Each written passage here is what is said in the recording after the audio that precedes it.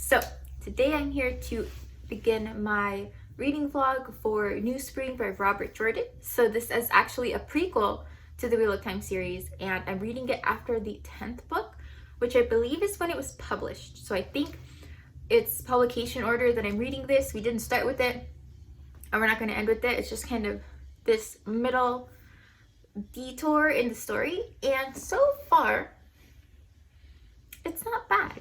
So I could tell from the cover that it was going to feature Moraine and Lan because those are the characters that were on one of the editions of the cover. And I'm reading it on ebook right now, so I don't have a physical copy at the moment, but I don't know which cover it is. It's like a forest green and it has the characters in the middle. Anyway, I saw that and figured, okay, Lan, Moraine. And when we start New Spring, we see a perspective from Lan, and it's kind of funny because he ends with like, I'm going to stay as far away from Aes Sedai as possible, which is ironic because we know he ends up being a warder to an Aes Sedai who he cares about very much. So don't know how that's going to happen. I was hoping that this would be the story of like how Moraine bonds Lan, and I don't know, it might still happen like that, but right now that's like the only perspective, maybe one other like brief viewpoint that we've gotten from Lan, and then almost everything else has been from Moraine. So when we first meet her in New Spring, Moraine is still an accepted, and she and Swan are super close friends, which I did not realize. Like, I feel like I didn't know. I knew that they were friends. I didn't know they were this close. They were like best friends, and I just wasn't expecting that. And it makes it really, really sad that later, like, they both think the other has died. But they are accepted, and it is while they are doing something. I can't remember what kind of shift they were working on, but they saw Katara's foretelling about Dragon Reborn being born on the mounts of Dragon Mount and all of that stuff right before she died. We have been told this story, but now we saw it in this prequel, and that like sets her off on this goal to be the one to find the Dragon Reborn. And so she ends up collecting names of women who have recently had children because they want to keep track of all the newborn babies, and so they lure them in with this promise of like a stipend. And the Ale are starting to retreat. The Ale war has been going on. They're heading out, and Moraine is hoping that she'll get to go out and actually look for the Dragon Reborn. Even though like statistically it's unlikely that she would be the one to find him, she still kind of has this hope that she'll be involved in that whole situation. And so we see that happening, and then she ends up being tested. So one of the things that I really, really like about this prequel is that we are getting so much more in-depth information about what the White Tower is like what it means to be Aes Sedai, what the setting is like, what the tower is built like, you know, like the apartments for the Aes Sedai, what the Aes Sedai test is like, all of those kinds of things that have only been told in passing and kind of vaguely because we don't follow Aes Sedai characters in the White Tower very often, like living their regular life, right? In the standard series, I mean, right now the White Tower there's a schism, so things are not operating as usual. And then before that, we really only see like the perspective of Black Raja, or we see someone who's not associated with the White Tower. Like, we spend a lot of time with Mat, Rand, and Perrin, and they don't know anything about the interworkings of the Aes Sedai. For a while, Elaine, Nynaeve, and Egwene were kind of our eye into like being acclimated and introduced to the world of Aes Sedai, but then they left the White Tower and none of them have really been back.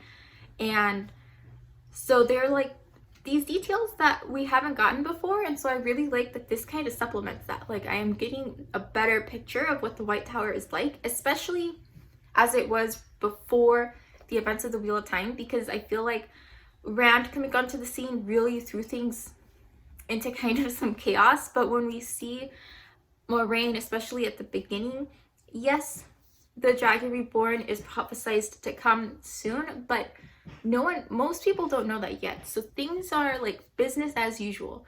And sure, the White Tower has their, like, they aren't the most, like, they're never super smooth sailing. You know, they have secrets. Ajahs have secrets from other Ajahs, sisters, and Accepted have secrets from each other, and different sisters have secrets from each other. And like, there are always tensions, but they don't feel like they're at the same level of stakes as they are in the regular standard Wheel of Time series. So I am very much enjoying getting this like Hallmark glimpse into what's the White Tower like. And so I've read more than half of the series, half of the book so far, more or less. But I think I am about 60% of the way through the book, and most recently, Moraine has been worried that the sisters are plotting to have her take up the throne for Andor, the throne of Andor, because she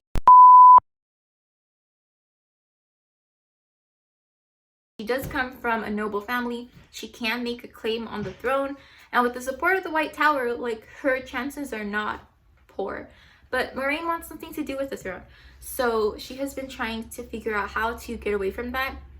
She doesn't want the throne. She also doesn't want what it would mean, which is that she would not be able to, like, go out. Like, Moraine really wants to get the shot, head out, and have adventures. In particular, go on the hunt for the Dragon Reborn.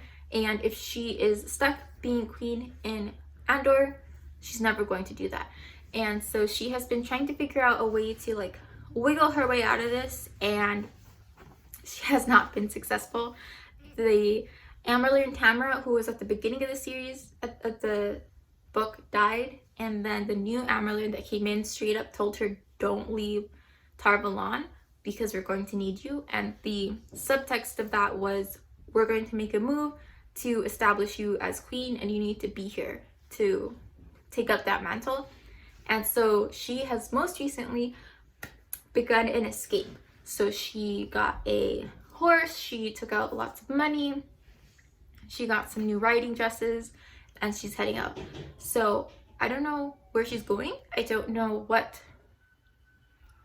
I think she just wants to be gone and hope that the White Tower will not find her until after some other queen has been established as Queen of Andor, and they can just kind of forget this idea that Moraine could have been the queen, because she does not want to do it.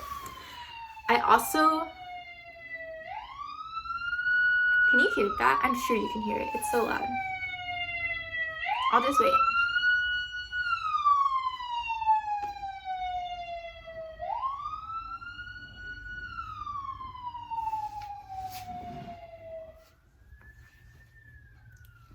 Oh my goodness. I live in a city, and I live by a large street. So that happens a fair amount. Okay, I think it's done. So yeah, I feel like I thought I was going to get more land by this point. Maybe he'll come in more in the last half of the book. I also thought that this would be the story leading up to Rand being born, and then in like the first handful of chapters, boom, there's this prophecy that he's like probably already out there, and I was like, whoa, what is the rest of this book about? And I have no idea what scale of time we're going to see. Like, am I going to follow Moraine until she finds Rand? Is this a story about Moraine until she bonds Lan?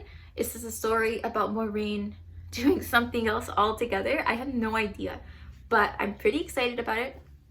I missed Moraine. Like, I don't know, Moraine's the kind of character where she annoyed me for a while, like on and off. I didn't have strong feelings about her really, and then she died in the Fires of Heaven, and I was like, what? Like, she's the kind of character that I just expected to always be there, and I feel like I took her for granted in the first 5 books, and now that she's back, I get a little bit more Rain, and we're really getting to know her better. I'm really enjoying it. It's like a good pace. Like, things aren't not happening, time is moving, but it's also not too fast. Like, we don't have high stakes, super climactic events happening right now. There's just Moiraine living her life as Aes Sedai, trying to learn her way around the White Tower and like accomplish this goal of finding the Dragon Reborn. We got more information on the test for the, what's it called? For the Shah. So that was pretty wild. There's like this whole Angreal, Terangreal, I don't know the distinction, I'm sorry. But they have, they like go in, and it was very similar to the accepted test, where like for the accepted test, they were taken into a new kind of realm, and they had to like, one, keep themselves from being trapped or lost or killed in that realm and pass certain tests. Like, they had to deny staying in those scenarios to accomplish certain things and give up on certain ideas in order to get to the next level, kind of thing. For the test for the Shah, there's this thing where they have to get through 100 weaves that are pretty useless but very complex without being distracted at all, because if they cannot maintain focus, if they don't get through all 100 weaves, then they fail.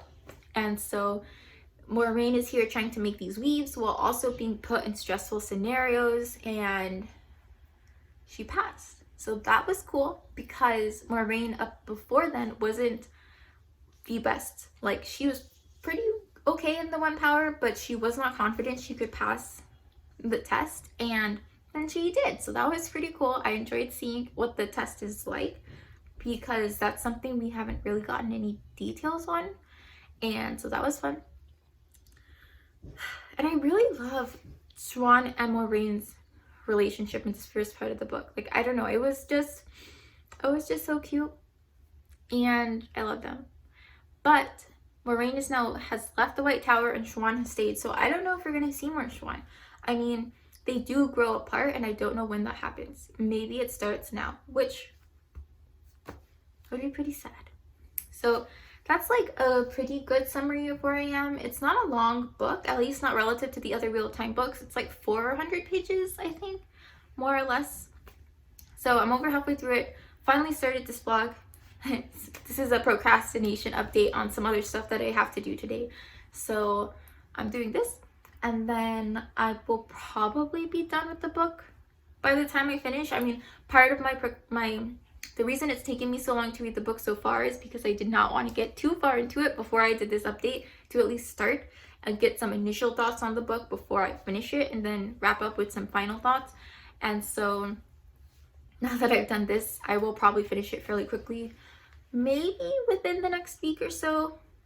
We'll see. I've got a lot going on at work, so I don't know if I'll be able to calm enough to read New Spring, but I'm excited for it. May is underway, and I love spring, so it's like fitting, is it not? New spring, springtime. It's a good time.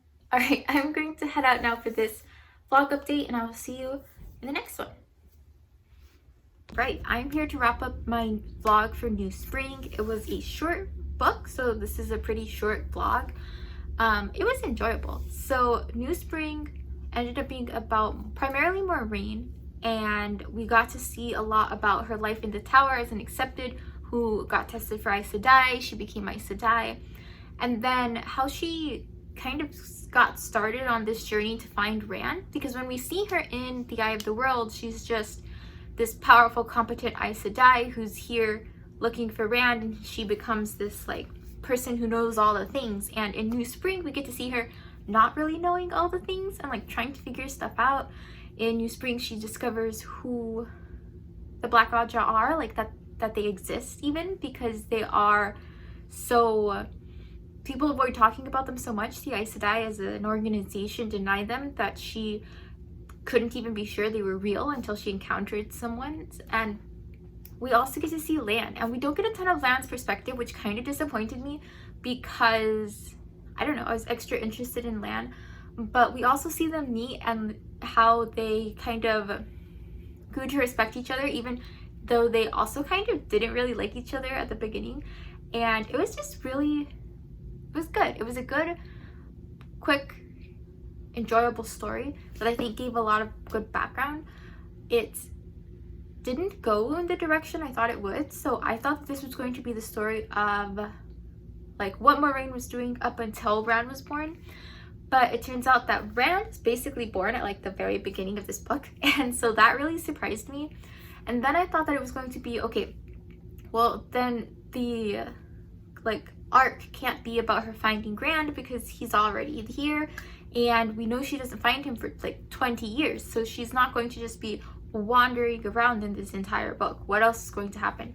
My other thought was that it was going to be her and Lan, like how Moraine ended up being bonded to Lan, which is what ended up happening, but not in the way I expected it to. So we get to like 3/4 of the book, maybe, I don't know, even 4/5, and they aren't even friends. Like they barely know each other. They meet when Moraine, I don't remember everything. She was like, she saw Lan and started to follow Lan and some people he was traveling with. They noticed her, and Lan flings her into a lake after she attempts to attack him. And they annoy each other, right? So Moraine is annoyed that Lan is not as apologetic as she thinks he should be for tossing her into the lake. And Lan is just super stoic, doesn't really believe that Moraine's even Aes Sedai because she's so young and she's kind of childish. Like she plays pranks on him and does lots of things to rile him up because she wants him to have more of a reaction to the whole lake situation, and gets really angry when he doesn't. And she loses her composure too easily for Lan to believe she's an Aes Sedai.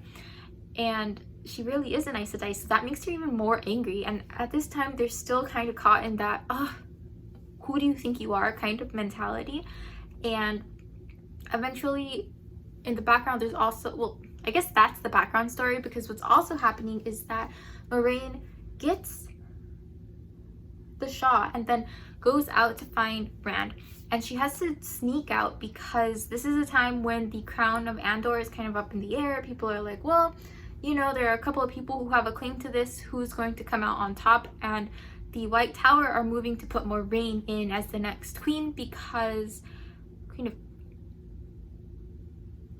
Karian. And I'll fix this in editing sometime. Anyway, they think she's going to be the next queen, and she doesn't want to be. So she comes from a noble family that does have some claim to the throne, but she doesn't want to do that because then she won't ever leave like the White Tower and then a palace. And she wants to explore, she wants to go on adventures, and she really wants to be a part of this whole search for Rand. So she's like going out, and she essentially sneaks out of the White Tower, and I don't know when she next returns. Like I think she has to go back before the events of the Eye of the World, just because she needs to, like, Lan goes and gets his official warder training and all of that, but they don't go back in the time period of New Spring.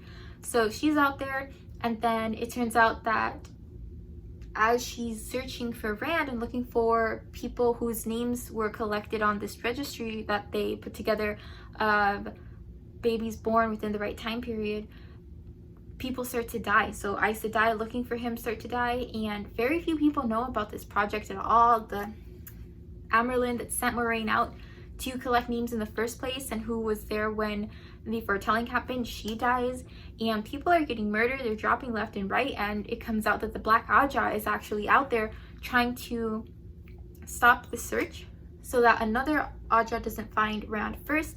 And in the meantime, they're simultaneously also trying to kill every possible male channeler that they can, or kill or gentle every male channeler that they can in order to like stop the Dragon Reborn. But they don't know that he's just born. So they've learned about him, but they don't know that he's a baby. So that kind of gives him some amount of protection, but it also means that their search is incredibly inefficient because they're not getting anywhere near where they need to be, and or at least where they want to be. So it starts up this whole, like, basically by the end of New Spring, things are like brewing, you know, but things that are going to slowly play out over the next 20 years and then kind of start to come to a head in the events of the Eye of the World, and then eventually the Wheel of Time series as a whole. So things like all the deaths that occur because the Red Aja is out there looking for male channelers who are being manipulated by the Black Aja. So the Black Aja has like infiltrated the Red, and basically members of that Aja end up being responsible for like how much of a role the Red Aja has in all of that stuff that happens. And I'm kind of mixing in information I learned from Newspring with things that my boyfriend summarized for me from the like Wheel of Time guide situation thing that got published. I don't remember what it's called, but it included entries on things like the awfulness or the some dark period of Aes Sedai history where they are doing all this killing of male channelers when they should not be. Killing it gently, they skip the formal procedures of bringing them to the White Tower and then gentle them on site when they should not, and then that puts them in dangerous positions, and then mobs and people nearby are allowed to like just kind of go kill them because they get so angry that they are a male channeler and blah blah blah blah blah. Anyway, so all of that's going on, and it was also just nice to see Moiraine again, like Moiraine and Lan, because Lan, we see him in the Wheel of Time. We've seen him since Moraine's death, but he like, I don't know, he's sad after Moraine's death, and it's not the same. And I miss Moiraine. Like, I feel like I did not properly appreciate Moiraine before she died, and now I miss her, and so seeing her again in New Spring was refreshing. Like, where some of this stuff comes from, because in The Eye of the World, Moiraine is a fairly mysterious figure who just like knows things about the Dragon Reborn, and here we see her start to actually learn all of those things that she knows, and where that stuff comes from, and what the Aes Sedai's stakes really are in this, which are super ambiguous for a really long time in the Wheel of Time main series, as well as just, I don't know, in general. I mean, they are schismed across like different sets of beliefs about what to do with this Dragon Reborn and Tarmon Gaidan and all of that. But I really liked it. The ending was super sad because like there's this Black Sister that infiltrates this palace where there is someone they think is a male channeler, and I think he is, but what ends up happening is that they die. Like 3 or 4 people die in this big confrontation at the end, and it was so sad because Moiraine was trying to save one of them, had this lady's hand in hers, and then she just slipped because they could not last long enough to like pull her up. It was wild. And then at that time that was happening, Moiraine was trying to summon the One Power in order to get a sense of in order for it to help her lift this woman off of this like ledge thing, and she could not be calm enough to actually get the One Power because so much had happened in this like in this fight. And then this lady falls to her death, and 3 other people had died, and it was wild. Like, it was not really a happy ending. I mean, they found the Black Raja in this particular setting. They like Moiraine has more of an idea of like what people are doing in their search for Rand, but at the end of the day they didn't really win that one, you know. Like, all the people they went to save died, and it was just kind of sad. We also see ultimately that, oh, I think I started this thought a while ago and then kind of just deviated from it, but what ultimately ends up happening with Lan and Moiraine is that Moiraine wants Lan to be her warder because he's a good fighter, very skilled, blah blah blah. And at first Lan is like, no, if you're really Aes Sedai, I want nothing to do with you, which has been his stance from like literally page 1, which is super just funny to me because he ends up being bonded to this Aes Sedai. One of the things that I was really hoping this book would do, and which it does, is tell us how that came to be, like why Lan shifts the way he does. And it's in part because he was so angry at the Aes Sedai for not coming to aid Malkier before it fell.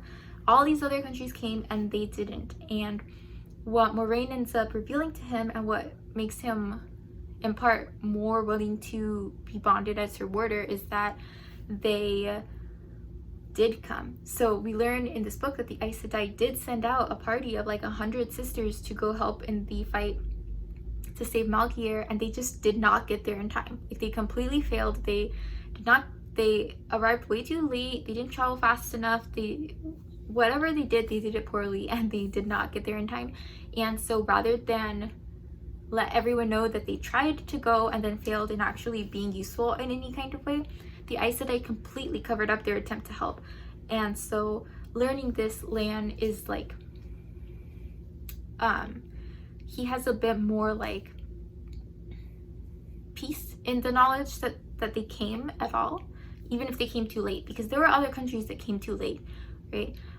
Malkier fell fairly quickly, but he knew about all of those countries, and he like forgave them because at least they came as they were pledged to do, and it was that the White Tower didn't that really made him super angry at Aes Sedai. And then beyond that, Moiraine convinces him that their fight is the same, so the Blight is what led to the falling of Malkier, and the fight that Moiraine is doing is to go out and find the Dragon Reborn, to deal with Tarmogoyf, and maybe to someday like banish the Blight or something, I don't know. But it's a fight against the Dark One and these large, evil, powerful forces. And what she tells him is that their fight is the same, and they check out this is my cat. Oh, she just walked in. We've had her for a couple of weeks now. She's so cute. So her current name is Sercat, Sercat, and she just walked in, so the door is super creaky. All right, anyway, as I was saying, so we get to see that happen, and that's how she convinces him, which I thought was useful to know because it was one of my biggest questions throughout this entire book. And yeah, so it didn't blow my mind, but it was also very enjoyable. So I overall rated it like 4 out of 5 stars, and I'm intrigued in continuing the series. It was a nice break. It was a nice like ramp up after like nothing happened in Crossroads of Twilight, and then all the things that I am told are going to start happening in Knife of Dreams. And yeah, so when I next see you, I'll have started Knife of Dreams. Yeah, so I think that's it. If you have made it this far, thank you so much for watching, and I hope to see you next time.